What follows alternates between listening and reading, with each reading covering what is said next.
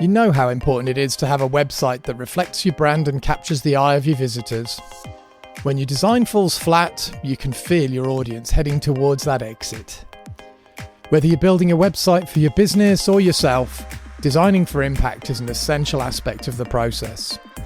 It's about crafting an experience that visually inspires users but clearly communicates your brand's message. However, designing a website that stands out but still connects with your audience can be challenging, especially if you're not a seasoned designer. On today's episode, we introduce our guide to storytelling website design and unveil 4 simple steps that will elevate your design game and ensure your website makes a powerful impact. Successful website designs are more than just aesthetically pleasing layouts. They have the power to tell a story, evoke emotions, and leave a lasting impression on your visitors. So let's get started.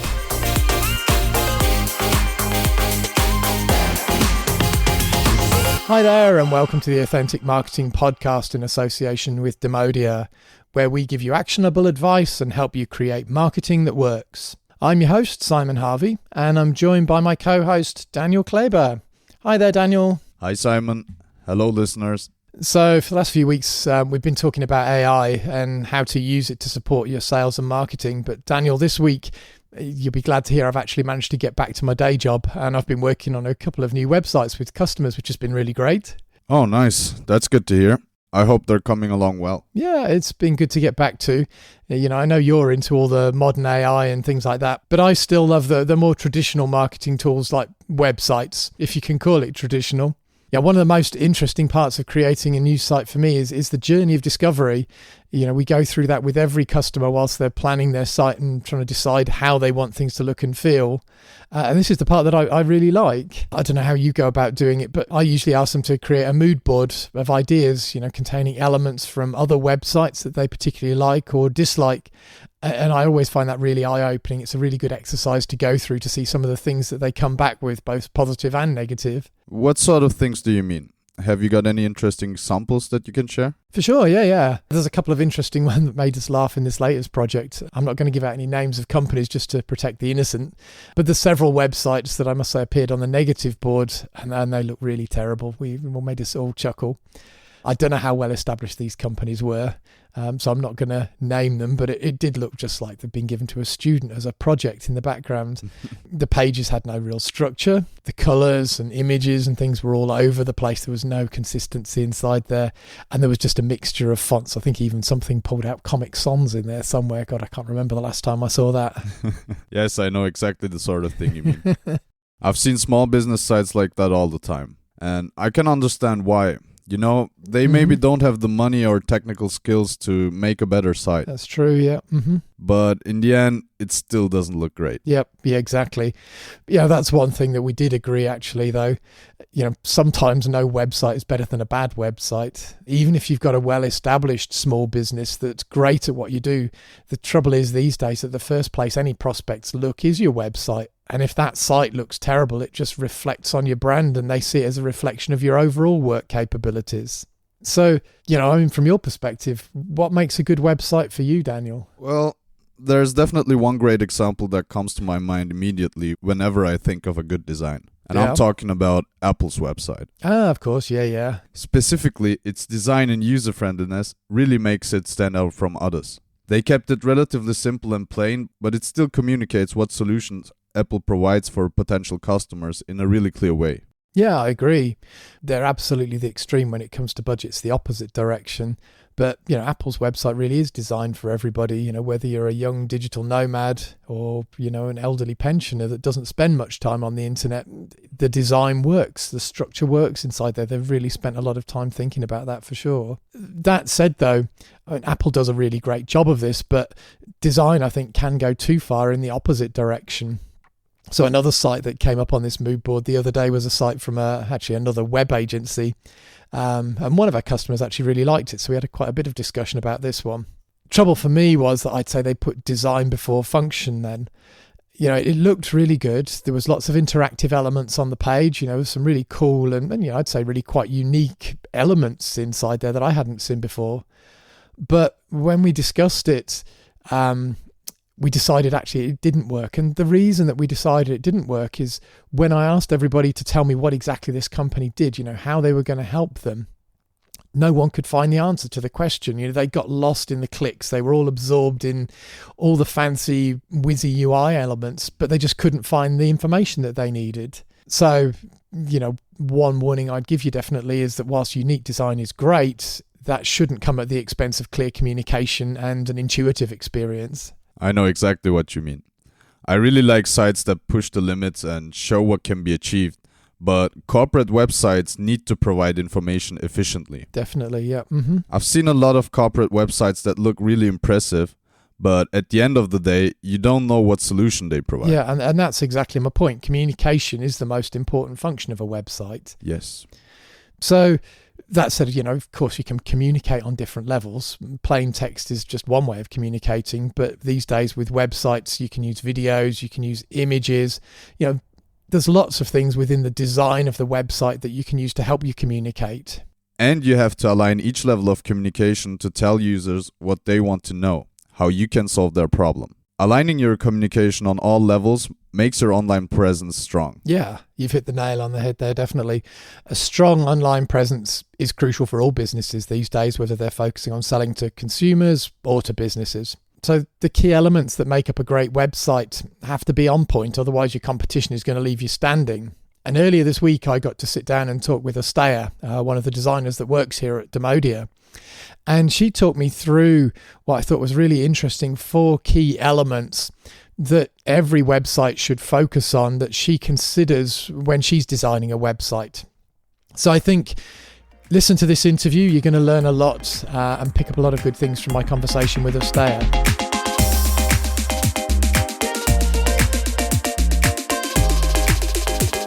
So, thanks for joining us today on the podcast, Astea. So maybe you could just introduce yourself quickly and tell us a little bit about yourself and what you're doing here at Demodia. Thank you very much, Simon. So I've been working in Demodia for quite a while, and I work mainly with web design and graphic design, and as well now I'm working with content creation, so looking after our social media, and as well creating our blog posts and other material we need. Cool. So we've been talking, Daniel and I were chatting earlier about design within websites and just really looking at how design is sort of really important to getting across your message basically inside there. And one of the things that we've been talking quite a bit about is this concept of user experience. I think maybe what would be a good point to sort of start with. Can you tell us a little bit more about, what is user experience? What does this term mean exactly? And why is it important for website design generally? So it's actually very important because that's what you think about when you start designing the website. User experience, it refers to the overall experience of what user has when they're interacting with your website or any other digital product in that case. And it really focuses on creating a seamless and enjoyable experience, because what you want is someone not to get lost in your website. And that's what user experience is about, how well your website is designed, how well they can find things, how easy it is to navigate, how accessible it is. So it really talks about that overall experience we have when we enter a website. So it definitely says it's really important. It's everything that a user feels when they come into the website and the first experience, to keep using that same word, that they have of you basically when they come inside there. Exactly. It's so important not to get lost when you go somewhere, because then it throws you away from there and you don't want to enter that area again. So if you go on the website, and let's say on the e-commerce website, and you want to buy something, and at the end, if you can't find the checkout, you'll possibly just abandon your shopping cart and go somewhere else where you can easily do that. So yeah, it's very important. You're talking about navigation and how to do things. So from a sort of a design perspective, how does somebody go about creating a website that's visually appealing then and easy to navigate? Well, I would say first thing you want to do is define your target audience and see who your customer is. And let's say if we think about the storytelling, think about who is your hero. So who is coming to your website, who is entering your story. If our customer is from the banking industry, an executive, for example, you are really not going to look at the pinky colors, swirly fonts, funny images, because they are very focused. They have very serious and focused way what they are looking for.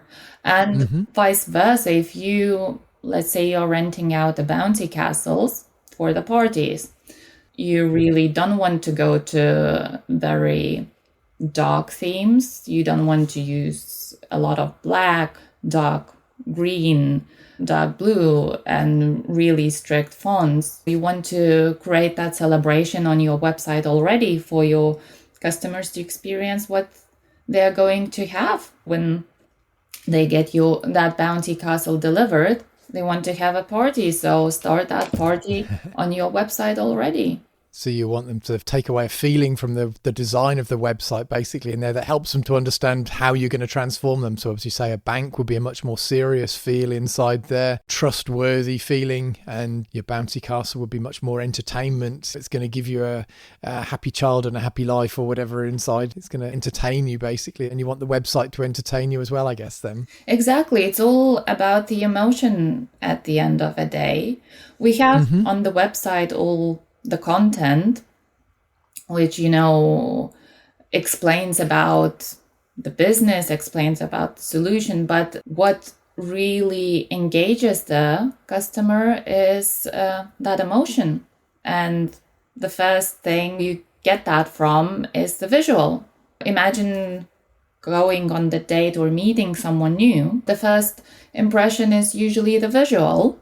It's the attraction, and then later on, you get on talking, and that's when you go into the details. But again, the visual is a very strong thing for us as humans. We see and then we get attracted to the things, to people. So the same with your website. If it's visually not appealing, then it's most likely after a few seconds, your customer will just leave. Yeah, it's interesting. You mentioned that the visual part is the thing that sort of attracts initially, but then you said the conversation, I guess, afterwards is the part that, actually engages us and wants us to stay basically at that point in there. So given that this is the sort of the section talking about design in here, what do you have in terms of recommendations for images? I see a lot of people, just pictures of people staring at laptops or something like that. And I also see quite a lot of sites with, just various different random images all over the place. Do you have any guidelines or recommendations to listeners as to what they should choose and how they should go about choosing images within their sites? Images are so important. It's one of the main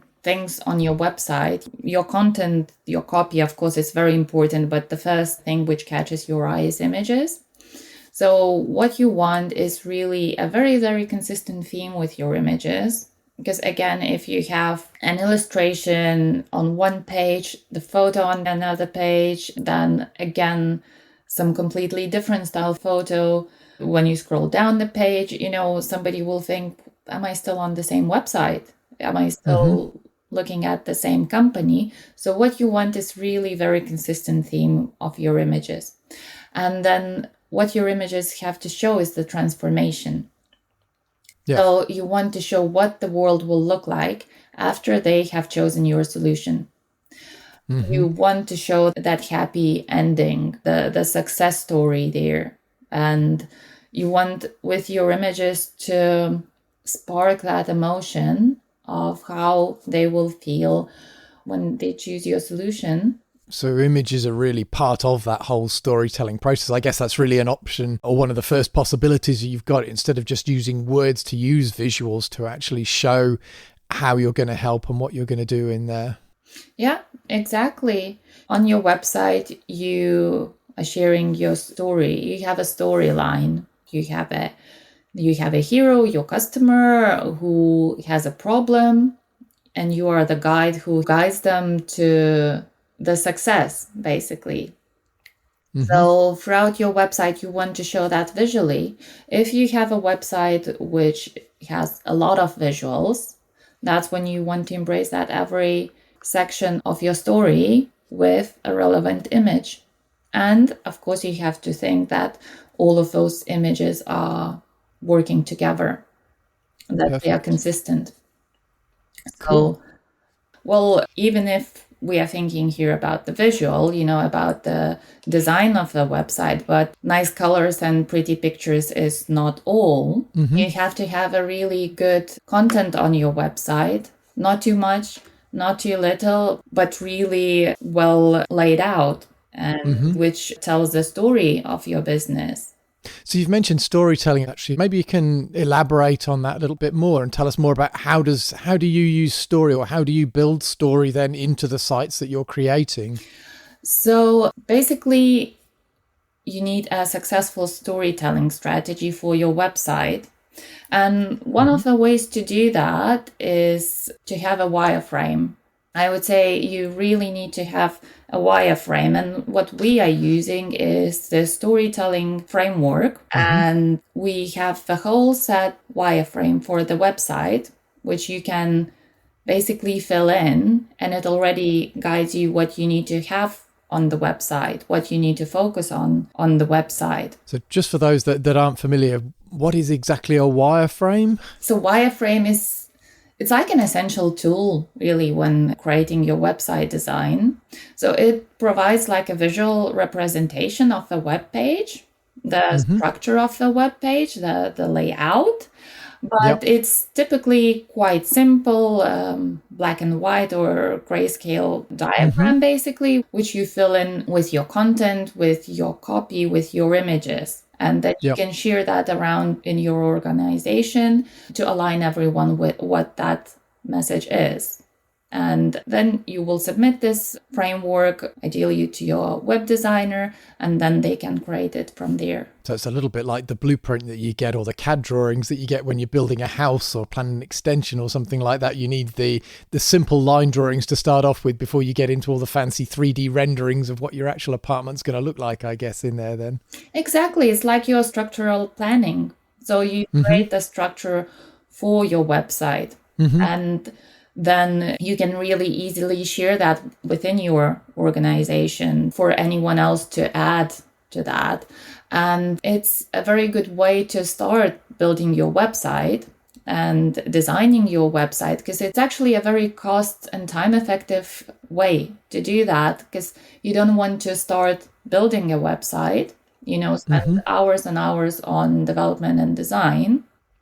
And then it ends up that your stakeholders, they don't like what they see, or what they read there, and you have to start all over again. So this is a very good way for everyone to have an input in that very early stage. And it gives you quite a visual layout on what you're going to see, and then you can start building from there. So we here use a really, I would say, great wireframe, because it's based on storytelling. And that means it's very clear.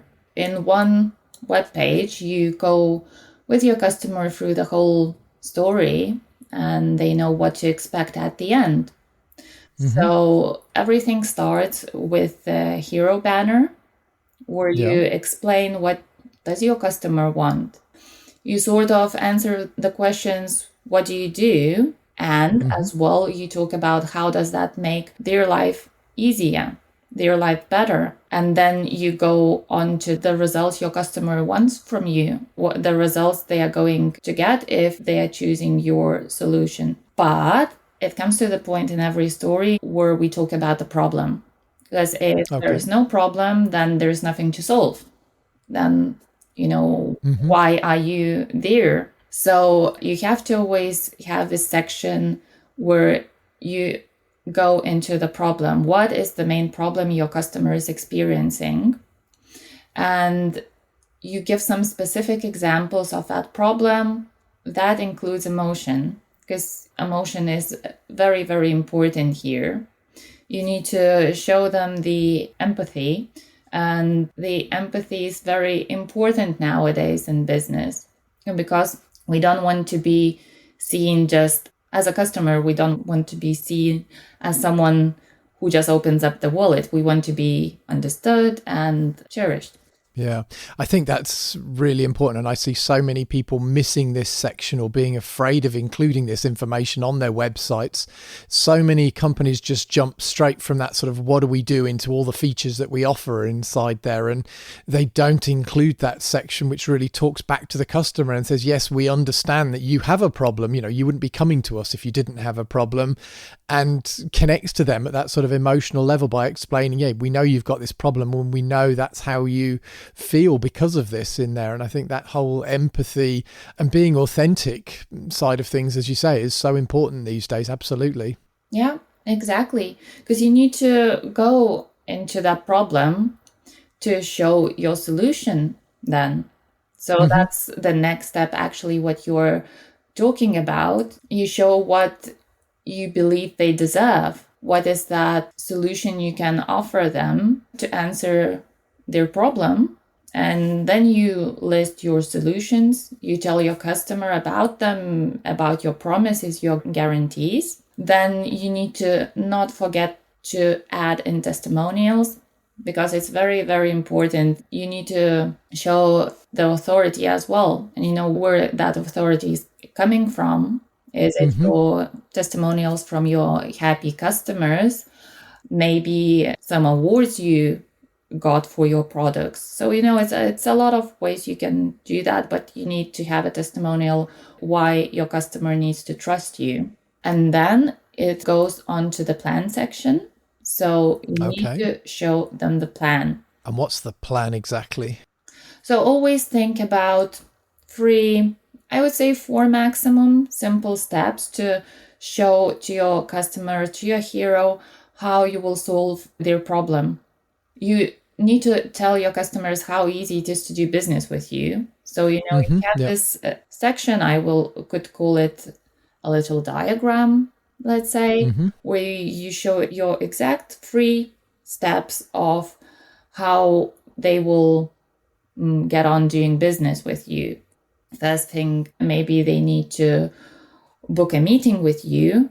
Next, they will receive a plan from you, and then what end result they will gain by doing. I know we talk about this a lot when we're talking about the storytelling process and this whole sort of call to action idea, and the fact that, you know, heroes don't act until they're called to action in there, but they're also afraid at this point in time because they don't know exactly what's on the other side. You know, they don't know what's going to happen when they actually click on that call to action button or fill it in. And I think, that plan is so essential to explaining to them, as you rightly say in there, what's going to happen. You know, they're going to fill in this form or get in touch with you in some way. They're going to have some interaction with you or some exchange, and they're going to get some initial value out of that interaction.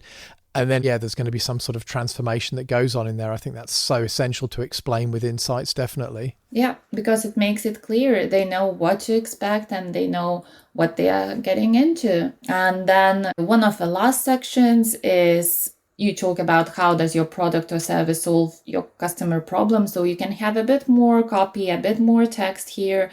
I always suggest having a nice video or visual here as well to show that transformation your customer will experience.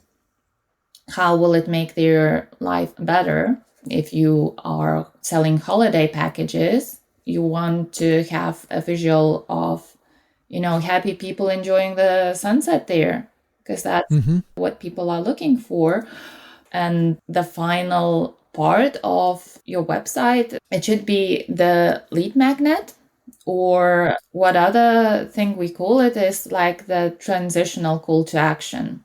Because maybe your customer, they've gone through all of this process, through all of your story, but they are not really ready to commit yet. Maybe they are not ready to buy, but they want to have something from you. So that's where you can give them an asset they can use, the asset which would be useful for them in the meantime, until they are thinking to make that decision to engage with you, really, and to buy. And the one most important thing possibly on your website, which I didn't mention so far, is call to action. Oh, yeah. Yeah. And basically, when I was going between each and every section, that after each of these sections, you should have a call to action. It seems to be overwhelming with that, but it actually isn't. Because the one of the biggest, even design issues I see, and the biggest user experience issue I see often on the websites, is not enough calls to action. Because you made your decision, you want to buy, you want to book a consultation, and then suddenly you have to look, oh, where should I do that? I can't see it, I can't find it. I have to go to the page back, or maybe click another link to take me there. So if it's too many steps, it just gets too much for us. And then our brain says, no, that's too complicated. I don't want to do this. Yeah, I often use the example of like a supermarket or whatever. Supermarkets have the checkouts right by the doors. It's really obvious where you've got to go to pay for these things. If they hid them away in the changing rooms or something like that, you'd never find where they are and nobody would ever buy anything. And it's exactly the same with your website. Those calls to action need to be everywhere where people are, everywhere where they want to interact with you and potentially make a purchase or book a meeting or start a free trial, whatever it is that you want them to do at that point, definitely. Exactly. And as a designer, I always say they need to be really, really clear, really prominent. You really need color there. It needs to stand out. It's interesting. The other thing I was reading about that calls to action, they were saying the most prominent and the most effective call to action is an orange button in the top right-hand corner of the site. And there's interesting reasoning behind that. It's that everybody has been programmed by Amazon, basically. And if you look at Amazon's website, when you click on the top at the bottom in that shopping cart, you get a little drop down with a yellow button inside there. So I thought there's a very interesting sort of programming that we've all been subjected to over the years. Yeah, exactly. But I mean, who haven't shopped on Amazon? Well, that's true enough. Yeah. I mean, that's great to go through those sort of bits in there. I mean, that's fantastic. And I know you've put together a template that goes through exactly what you've just talked through inside there. So we'll share that with all of the listeners. You can go into the podcast description and find a link to that download inside there. So we'll make that available to everybody. Yeah, exactly. You can download that. And I mean, I use that myself all the time with every new website or with every website I need to update, because it's so clear. It tells you exactly what you need to have where, and just makes your life so much easier. Fantastic. Cool. So I think we're drawing to a close from a time perspective today. Is there any last comments or anything that you wanted to add at all? So to conclude, I really think you need to have a structure. That's the first thing. Think about the structure, download our wireframe and fill in all of those sections. Then when you think about your design, always look at your brand guidelines. When you are creating a website, you don't want it to look completely different from your logo from any other material you have anywhere else. So always think about the consistency. If you have a company and your logo is orange, black, and yellow, don't go creating your website using blue, green, and purple. Always think about the brand consistency, and then always think about images. Yep. Always go for really quality, nice images which fit your theme and which shows that transformation. Cool. Well, thank you very much for your time today, Astea. It's been great to have you on the show. Great to get your sort of insights, and particularly, I think people are going to take a lot away from that wireframe that you went through in there. I think there's a lot of useful content and useful information that people can use to build their own websites from that. So thanks very much for joining us today. Thank you so much. It was really very nice to share all of this with you. Thank you.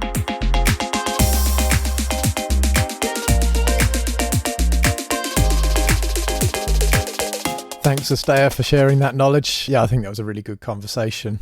In particular, I thought Astea's comment on how similar the relationship is between personal attraction and websites, it's absolutely spot on. In both cases, the first thing that we're attracted to is, how something looks, how someone looks, how the website looks. But ultimately, that's not the thing that makes us fall in love and commit. Relationships are built on communication, what's said and how we say it. So think about the looks when you're building the site, absolutely. But don't do that at the expense of your content. Never forget it's the copy that's ultimately going to sell and it's ultimately going to seal the deal. So if you're having problems designing or optimizing your website, then you can hire an authentic engagement coach. Just go to demodia.com to hire a coach that will show you how to increase the effectiveness of your website and give you an easier way to grow your business. We're at the point in the show again where I like to give you a set of concrete actions that you can take to help improve your website and drive your business through your sales pipeline. I'm feeling quite controversial today, so today's advice is going to be direct and simple. Your website, as we've said, is the first place that people go to get an impression of your business. It's make or break, probably before you even knew that there was a relationship to be had. For that reason, what I want you to do today is to go to your website, whatever it may look like, and take a close look at it. And I want you to ask yourself this one simple question. Does this website that I'm looking at represent my company and the way I would like it to be seen? Does it represent who we are? If the answer to that question comes out as no, then now is the time you need to do something about it. You need to get your web developer to start working on a new design, and you need to create copy that tells your story. If you don't have the time or the skills to do that in-house, then now's the time to hire a freelancer or an agency or someone to help. They're all over the place at various prices. My controversial bit now is I'm even going to go as far as saying that if your site is one of those that looks like it was built by a student in the 90s, then take it down. Put up a simple holding page or something like that with just your contact information on while you rebuild your site. That's going to help you out as much, if not more. As it stands at the moment, your website's probably doing you more harm than good. So that will probably help you far more. So it might seem like a lot of work, but your website's the foundation for your business these days. And any money and effort that you put into improving it is going to be returned numerous times as your business grows, I promise you. So that's all for today's episode of the Authentic Marketing Podcast. Thanks as always for listening, and don't forget to bookmark the podcast and share it with your friends and colleagues. We love to share our knowledge so that we can make your business succeed. See you next time.